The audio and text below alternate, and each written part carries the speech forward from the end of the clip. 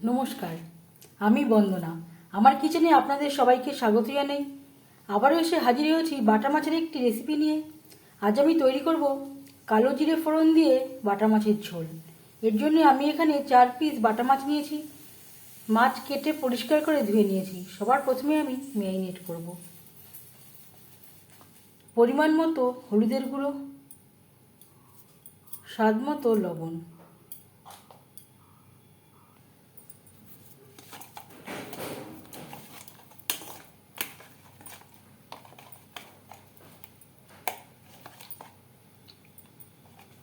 লবণ হলুদ মাছে বেশ ভালো করে মেখে নিয়েছি।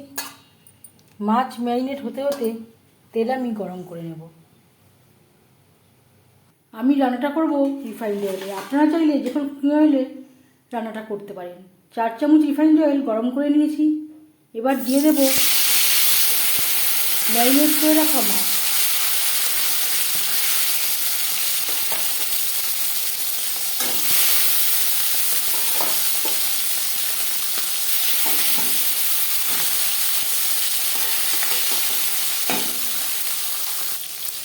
মাছ একটা সাইড ভাজা হয়ে গেলে অপর সাইডটা উল্টে দেবো। মাছ আমি হালকা করে ভেজে নিলাম। আপনারা চাইলে এর থেকেও কড়া করে ভাজতে পারেন।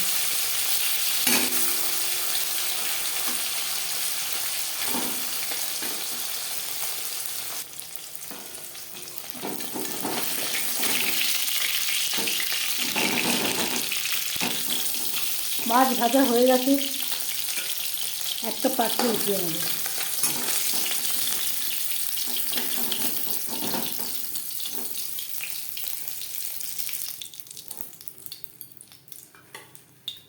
মাছ ভেজে নেওয়া তেলে ফোড়নে দিয়ে দেবো ছোটো 1/2 চামচ কালো জিরে,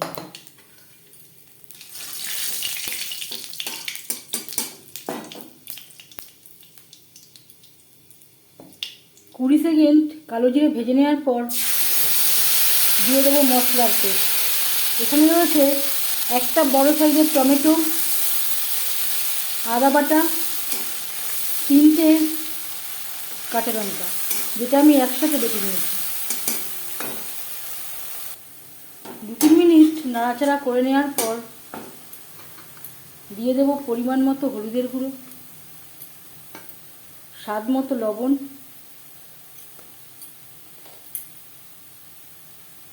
ভাজা ধনের গুঁড়ো।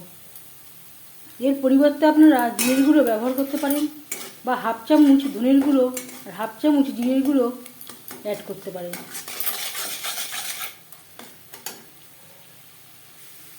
মশলা কষাবার সুবিধার জন্য দিয়ে দেবো মশলা ধোয়া জল।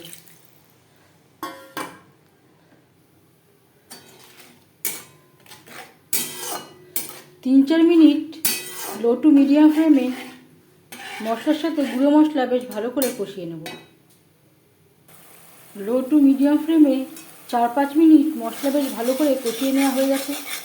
মশলা থেকে তেল ছাড়তে শুরু করে দিয়েছে। এই পর্যায়ে দিয়ে দেব জল।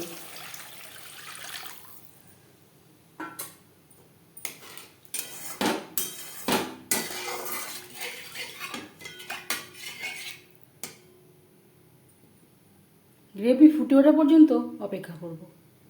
2-3 মিনিট গ্রেভি বেশ ভালো করে ফুটিয়ে নেওয়ার পর দিয়ে দেব ভেজে রাখা মাছ।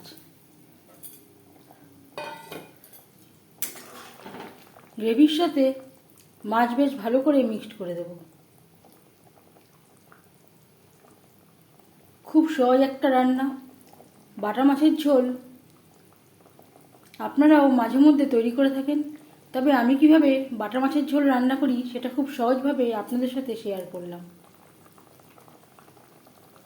3-4 মিনিট রান্না করে নেওয়ার পর এবার যাচ্ছি ফাইনাল স্টেপে।